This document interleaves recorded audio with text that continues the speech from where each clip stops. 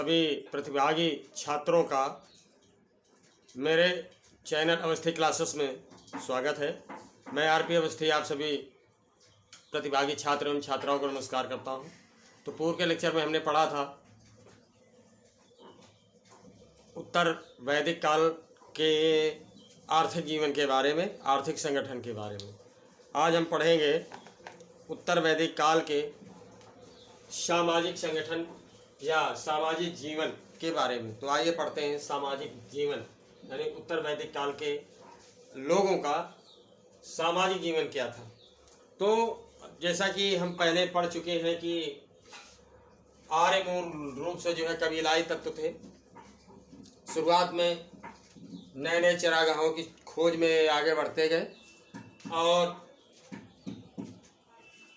बढ़ते बढ़ते जो है ये जो मैंने बताया था कि इनका जो अंतिम गंतव्य स्थान रहा पश्चिम से पूर्व की ओर, वो रहा पाटलिपुत्र, पटना, जो वर्तमान का पटना है।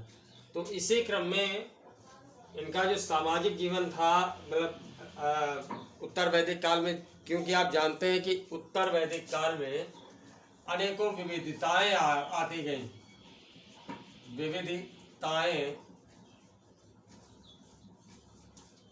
आती गई, जीवन जो है जटिल होता गया।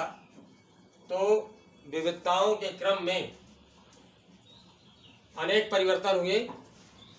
पहले छोटे छोटे गांव थे,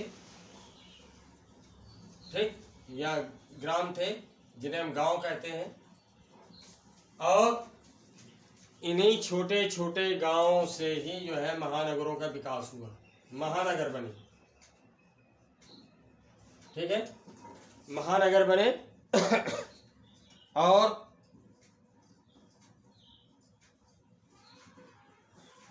यानी कह सकते हैं कि जो ग्राम थे वो नगरों में विकसित होते गए, जो गांव थे वो नगरों में विकसित होते गए। और इसका प्रमाण ये है कि तैत्तिरीय ब्राह्मण में, तैत्तिरीय ब्राह्मण में इस बात का उल्लेख है, इस बात का जिक्र है कि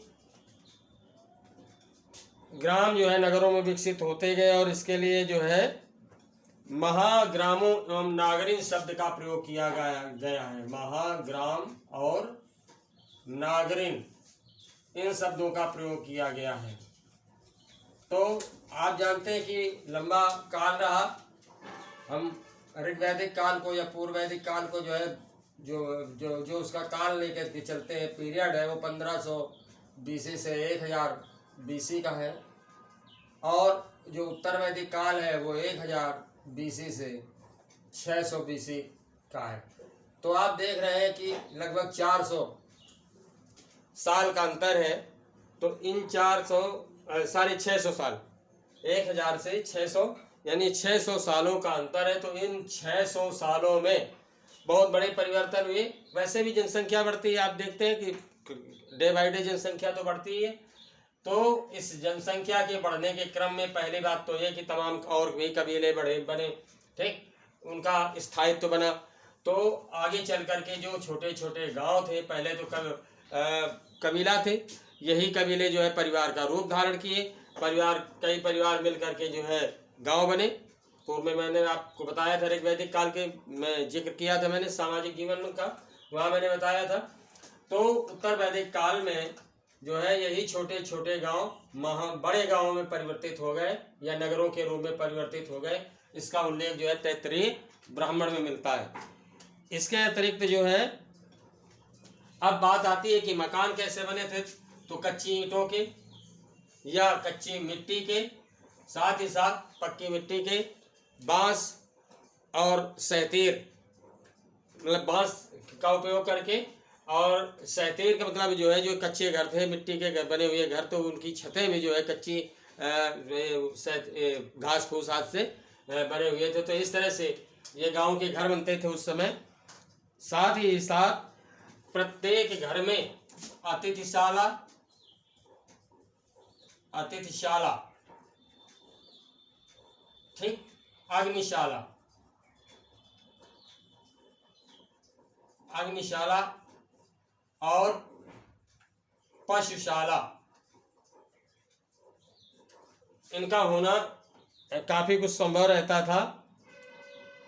इनकी व्यवस्था होती थी तीनों की। अतिथिशाला का मतलब जैसे क्या है, जिसको आजकल हम लोग ड्राइंग रूम कहते हैं, बैठका कहते हैं। अग्निशाला जहाँ आग जलाई जाती थी, और जाड़े के दिनों में आग भी अलाव जलाते हैं जैसे, तो इस तरह से एक विशेष कक्ष टाइप का होता था अग्निशाला। और पशुशाला, जिसे पशुओं को बांधा जा सके, आज भी होते हैं ग्रामीण अंचलों में। जानवरों के लिए अलग से जो है व्यवस्था की जाती है उनके रिहाइश की। इसी से मिलती जुलती व्यवस्था पहले भी की जाती थी। तो इनका ये मतलब ये व्यवस्था की जाती थी घरों में। ये ग्रामीण जीवन की खासियत थी या स्ट्रक्चर था इसका। इस तरह से ये बेस था। साथ ही साथ एक चीज़ और ये होती थी कि जो जीवन यापन था वो इस समय कृषिजन्य हो गया, काफ़ी कुछ कृषिजन्य हो गया। और कैटल बेस्ड तो था ही, ठीक है। पशुओं पर, पशुचारण पर या पशुपालन पर निर्भर जीवन तो था ही, पहले से ही था, व्यवसाय था ही मुख्य इनका। तो ये हो गया परिवर्तन। अब आगे आते हैं हम वर्ण व्यवस्था। वर्ण व्यवस्था, तो ये वर्ण व्यवस्था क्या थी इस समय उत्तर वैदिक काल में। पूर्व वैदिक काल में आपने देखा था, यानी ऋग वैदिक काल में, कि कर्म के आधार पर वर्णों का विभाजन हुआ था। कर्म के आधार पर, ठीक है, वर्ण विभाजन था। और आप देखते हैं कि ये वर्ण जो भी थे, 4 वर्ण, ब्राह्मण, क्षत्रिय, वैश्य और शूद्र, ये 4 वर्ण थे। और ये सभी कर्म के आधार पर थे। मैंने आपको बताया था कि एक ही छत के नीचे सभी वर्ण रहते थे। कार्य इनके अलग अलग जरूर थे, लेकिन एक ही छत के नीचे रहते थे, एक ही परिवार में रहते थे। एक ही पिता के अलग अलग पुत्र हो सकते थे इन वर्णों को अपनाने वाले। लेकिन उत्तर वैदिक काल में परिवर्तन क्या हुआ कि ये जहाँ कर्म के आधार पर था, वहीं अब ये जन्म के आधार पर हो गया। उत्तर वैदिक काल में ये वर्ण व्यवस्था जो है जन्म के आधार पर हो गई। अगर किसी ने ब्राह्मण के घर में जन्म लिया, यानी ब्राह्मण का पुत्र जो है ब्राह्मण होता था, क्षत्रिय का पुत्र क्षत्रिय होने लगा, वैश्य का पुत्र वैश्य होने लगा, और शूद्र का पुत्र जो है शूद्र होने लगा। अब यहाँ जो है जातीय जटिलता बढ़ती गई, जातीय जटिलता स्थान लेती गई। और ये जातीय जटिलता जो है समाज में विभिन्नताओं के साथ साथ सामाजिक जटिलता का आधार बनती गई, सामाजिक जटिलता का जन्म देती गई। जैसे क्या है कि ब्राह्मण का कार्य केवल ये रह गया कि वो शिक्षा प्राप्त करे और शिक्षा प्रदान करे। तो अब जो ब्राह्मण का पुत्र होता था, वो कोई जरूरी नहीं कि वो उतना ही योग्य हो जितना योग्य कि उसका पिता है।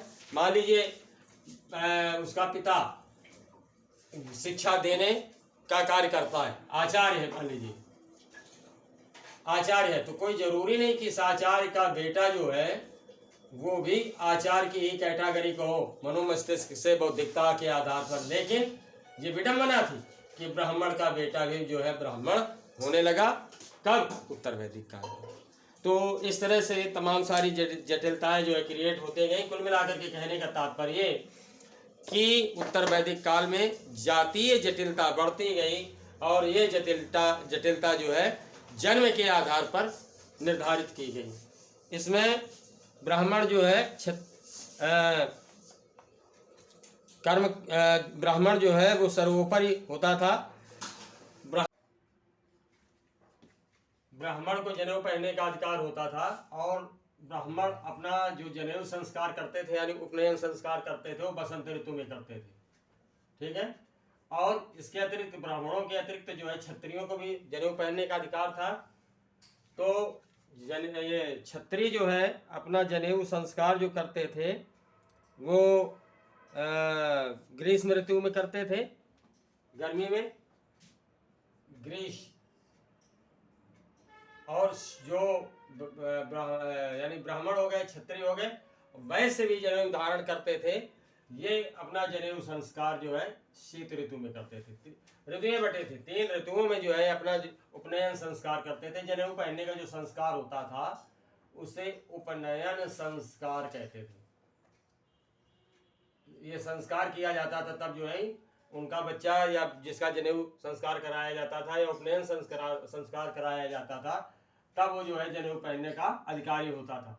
तो ब्राह्मण बसंत ऋतु में ये संस्कार करते थे, क्षत्रिय ग्रीष्म ऋतु में, और वैश्य शीत ऋतु में। जो ब्राह्मण होते थे ये सूत का बना हुआ जनेऊ पहनते थे, ठीक है। क्षत्रिय लोग सन का बना हुआ जनेऊ पहनते थे, और जो वैश्य लोग थे वो ऊन का बना हुआ जनेऊ पहनते थे। तो इस तरह से सन जानते हैं, ये सरई से निकलता है, रेशा होता है, जैसे जिसको जूट कहते हैं। तो जूट भूरे रंग का होता है, सन सफेद रंग का होता है। तो इस तरह से ये डिवाइडेशन था कि ब्राह्मण सूत का बना हुआ जनेऊ पहन सकता है, और क्षत्रिय जो है शन का बना हुआ जनेऊ पहन सकता है, और जो वैश्य है वो ऊन का बना हुआ जनेऊ पहन सकता है। शूद्रों को जो है जनेऊ पहनने का अधिकार नहीं था। शूद्रों को किसी भी प्रकार के जनेऊ को धारण करने का अधिकार नहीं था।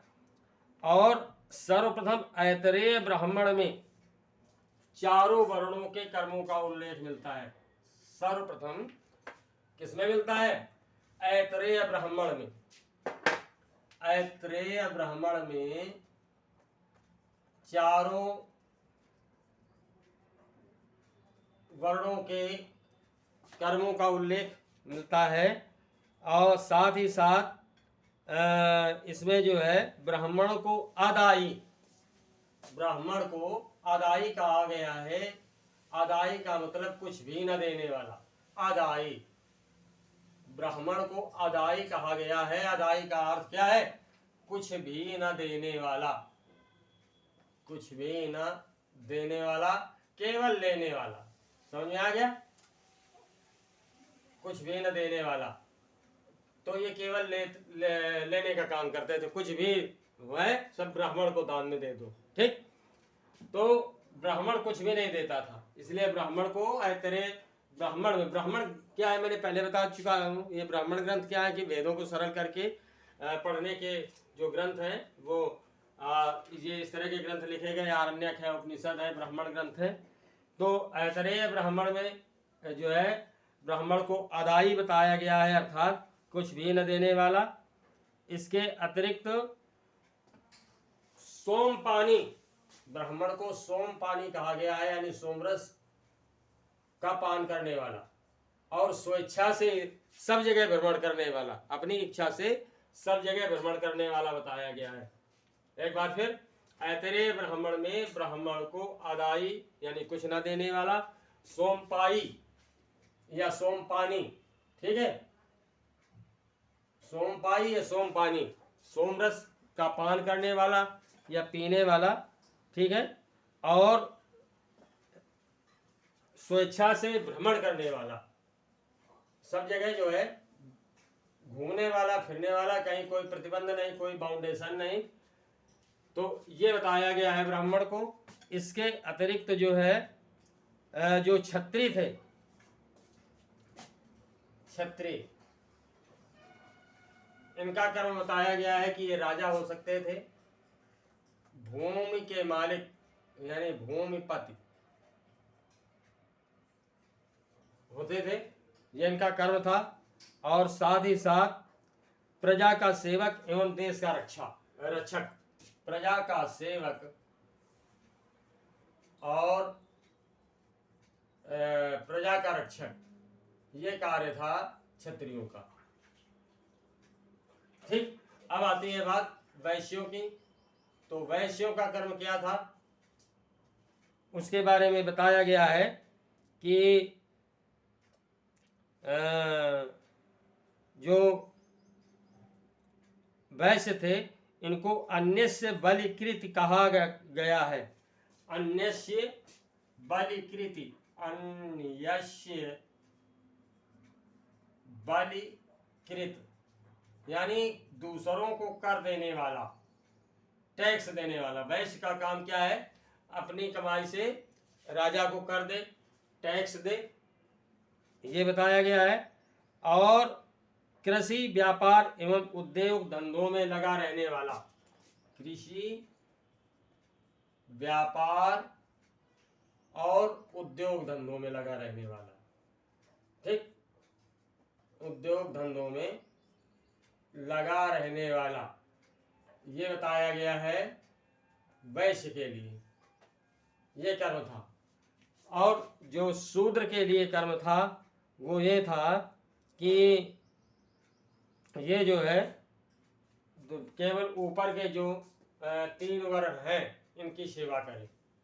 शूद्र का कर्म जो है इन ऊपर के 3 वर्णों की सेवा करना बताया गया है। कहीं कहीं पर इस बात का उल्लेख भी आता है कि क्षत्रिय ब्राह्मणों से श्रेष्ठ थे।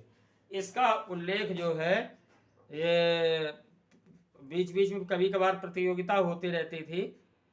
साथ ही साथ शतपथ ब्राह्मण में, शतपथ ब्राह्मण में एक स्थान पर क्षत्रियों को ब्राह्मणों से श्रेष्ठ बताया गया है। याद रखने की चीज है कि शतपथ ब्राह्मण में एक स्थान पर क्षत्रियों को ब्राह्मणों से श्रेष्ठ बताया गया है। तो ये थी उस समय की वर्ण व्यवस्था। साथ ही साथ इस समय जो है अन्य और जटिल जातियों का निर्माण हुआ, जैसे चांडाल। चांडाल वो होते थे जो नदी के किनारे शव आदि जलाने का काम करते थे, मरघट में रहते थे, तो ये उनको चांडाल कहा गया। और भी बहुत सारी जातियां थीं, जैसे चांडाल है, निषाद है, पौलकस है। चांडाल है, निषाद है, पौलकस है और मागध है, मागध। तो इस प्रकार की जातियां बनी इस काल में। उग्र वेद हो, ये बहुत सारी जातियां थीं। तो जातीय जटिलता बढ़ती गई इस काल में। और जो काठक संहिता में, शतपथ ब्राह्मण में और काठक संहिता में जो है तमाम सारे अन्य जो है उद्योगों का वर्णन मिलता है। जैसे रथकार है, रथ या बढ़ई है, ये लकड़ी का काम करने वाला बढ़ई है। यानी यूं कह सकते हैं कि इनमें जो है शिल्पियों का वर्णन है, तमाम सारे जो है शिल्पियों का वर्णन है काठक संहिता में। और साथ ही साथ शतपथ ब्राह्मण में तमाम सारे जो है शिल्पी इस काल में बने, जैसे कि बढ़ई है, चमार है, कर्मकार है, मल्लाह है। साथ ही साथ इसमें एक और व्यवस्था सामने आई, वो थी गोत्र व्यवस्था। गोत्र का मतलब है गोष्ठ, गोष्ठ। और गोष्ठ से तात्पर्य क्या है? एक कबीले की गायों को एक स्थान पर ही बांधा जाना। ये गोत्र शब्द आज भी यूज किया जाता है। लोग जब शादी ब्याह करते हैं, अपने लड़के या लड़की की शादी करते हैं, तो कुंडली मांगते हैं और साथ ही साथ उससे पहले गोत्र की जानकारी करते हैं।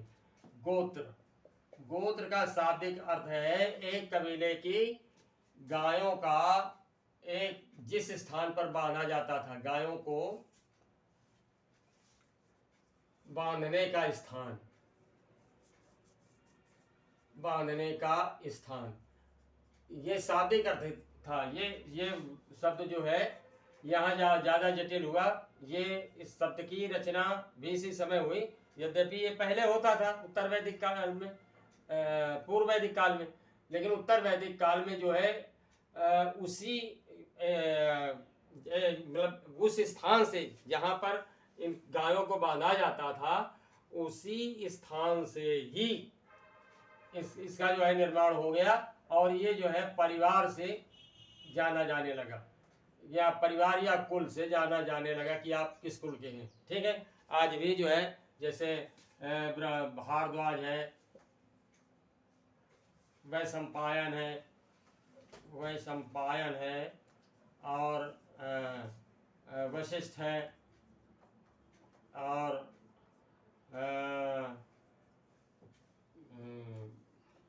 चामुंड है। ये इस तरह के गोत्र हैं आज भी। तो इनको मतलब ये जो गोत्र शब्द है इसको कुल से जोड़ करके देखा जाने लगा उत्तर वैदिक काल में। ये भी एक पारिवारिक जटिलता या जातीय जटिलता का कारण बना। और ये मतलब कुल मिलाकर के कहने के तात्पर्य ये हो गया कि गोत्र शब्द का जो अर्थ है इस काल में वंशज हो गया। क्या हो गया? वंशज। एक ही वंश में मतलब एक ही कुल में या उत्पन्न होने वाले एक गोत्र के लोग जो है वंशज कहलाने लगे। लेकिन एक खास बात थी कि समान गोत्र में वैवाहिक संबंध स्थापित करना जो है ये प्रतिबंधित था। प्रतिबंध लगा दिया गया कि समान गोत्र में शादी विवाह नहीं हो सकते हैं। जैसे कोई मेल है यानी लड़का है भारद्वाज गोत्र का और फीमेल है वो भी भारद्वाज गोत्र की है, तो इसमें संबंध जो है वैवाहिक संबंध या शादी का संबंध नहीं हो सकता था। तो ये प्रतिबंध अभी तक भी लगा हुआ है, ये उसी समय से हुआ। और चूंकि होता है माना गया कि समान गोत्र में जो ब्लड रिलेशन होने के नाते जो कुछ ऐसा ही आगे चल करके बीमारियां आ जाती, तो उससे इसको आधार मान करके जो है समान गोत्र में वैवाहिक संबंध ये प्रतिबंधित कर दिया गया। तो उम्मीद करता हूँ समझ में आ गया होगा। और कहीं अगर कोई दिक्कत आती है तो मेरे ईमेल में या जीमेल में आप जो है मैसेज करके पूछ सकते हैं, मैं उसका सलूशन दूंगा। तो नए छात्रों से पुनः अनुरोध कि प्लीज़ मेरे चैनल अवस्थी क्लासेस को अवश्य सब्सक्राइब करें। आपका स्वागत है मेरे चैनल में। नेक्स्ट लेक्चर में मेरे फिर आपसे मुलाकात होगी, तब तक के लिए नमस्कार।